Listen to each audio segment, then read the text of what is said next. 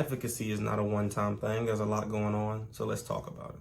As someone who lives here in Texas, I can tell you that Texas is often a laboratory for many of the depraved and pernicious policies that are implemented on the federal level. Starting off with what's on many people's minds right now, ICE. And no, not just the snowstorm that swept through many parts of America, leaving inches of snow and empty grocery store aisles in its wake, but also the federal law enforcement agency known as ICE that has received more funding than any law enforcement agency in American history. Immigration and Customs Enforcement, aka ICE, has received so much funding after the passing of this big, beautiful bill that it is now the most funded law enforcement agency in American history. It has more funding now than the Bureau of Prisons and the FBI combined. The federal government has also heavily incentivized the recruitment and getting people to join ICE with tactics like five-figure signing bonuses and benefits. In a time where our economy is plummeting and unemployment is rising, people are being more incentivized by the federal government to join this law enforcement agency that seems to be rather untrained.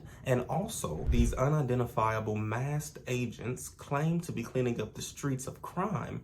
But it seems that since they've been in Minnesota, the crimes that have been committed the most have been by these agents themselves, especially when you think about the fact that the Supreme Court has now given them free rein to discriminate based on skin color and the accent in which someone speaks a language. Dangerous, very dangerous. We have seen ICE agents roaming the streets of Minnesota in which 2 U.S. citizens have been killed. Renee Good, who was in her vehicle, and Alex Preddy, who was tackled to the ground, abused, assaulted, beat, and subdued by over a dozen ICE agents before being shot 11 times. There have also been a cascade of blatant Sixth Amendment violations and a lack of due process, which has led to wrongful detainment for extended periods of time, and people are actually getting lost in the system. Members of Congress are also being denied their legal ability and right to enter detention centers to check on people who are being held there, and reports are coming in that people right now are being assaulted, abused,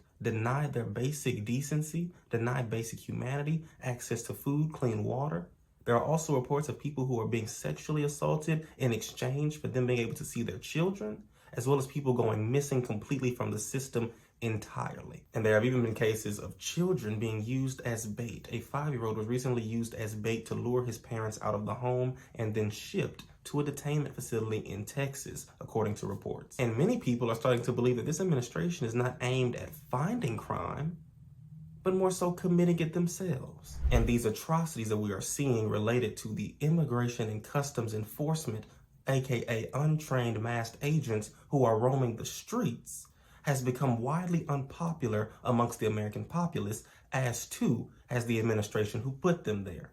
Because this administration's policies and initiatives have become so unpopular, even in states that agreed to vote for them in the past, this administration is now concerned about their ability to maintain power after the midterm. And because they are so concerned about the midterms and midterm election taking them out of power, this administration is now trying to proactively sway the midterm elections in their favor by way of redistricting, gerrymandering, and getting people to redraw maps in a way that even judges who were appointed by this administration have deemed to be racially biased. 61% of Texans are people of color, yet they have less representation by percentage, less representation as a result of the way in which these maps are drawn, less representation. Even though we know the facts about how these maps discriminate, the Supreme Court still ruled that these maps can be maintained for the upcoming midterm election.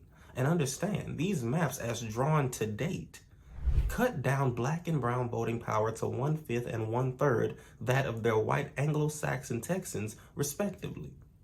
Even though 61% of Texas is people of color. Judges here in Texas who were appointed by the Trump administration have ruled that these maps, these gerrymandered congressional maps that were approved by SCOTUS, are racially discriminatory, and they discriminate against Black and brown communities, diluting Black and brown voting power in the state of Texas. But the Supreme Court ruled that these maps can stay in place. The Supreme Court is also set to hear a case, Louisiana v. Calais, that could change the entire framework of the American political system and democratic process as we know it, because it quite literally has the potential to gut the Voting Rights Act. Louisiana v. Calais is looking at Section 2 of the Voting Rights Act, understanding that by gutting this section of the Voting Rights Act, there will be no legal recourse, no legal fight, no legal argument that can be made to challenge maps such as the ones drawn here in Texas on the basis of discrimination. Understand how pernicious that is to a system that's built on representation when you have people who are disenfranchising majority of the state based on the color of their skin, their income, their background, disenfranchising the majority of the state because you want to win an election preemptively, swaying it in your favor because you know your policies are unpopular. What does that mean for our democratic system when our republic is built on representation? What does that look like when you have people who can draw maps to disenfranchise certain groups of people and not be held accountable for it? There's no legal recourse to it. There's no way to fight against it when the Supreme Court says it's okay. When people are letting you know their full intentions behind it, what does that say? And when you have representatives picking their voters instead of voters picking their representatives, we no longer live in a democracy. We no longer live in a democratic republic. We no longer live in a constitutional republic. We no longer live in a space where representation is decided by the people. We're living in a space now where those in power want to maintain their power and are okay with throwing away the Constitution, the laws, and humanity in pursuit of maintaining said power. And if that's not bad enough, there have been several attempts made by this administration to request and receive voter rolls of the states.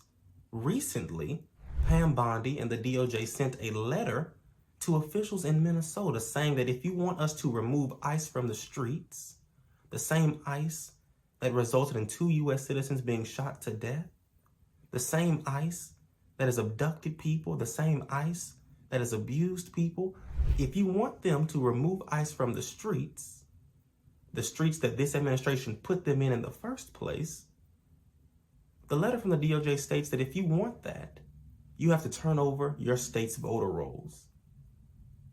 Where do they do that at? But as I said at the beginning of this video, advocacy is a continuous effort. It's a constant effort. Having the conversations, difficult they may be, is a part of advocacy. Informing people, educating people, getting people to know what's really going on. That's all a part of advocacy. So don't forget to like this video, subscribe for more, as we continue to advocate for what's right and against what's wrong.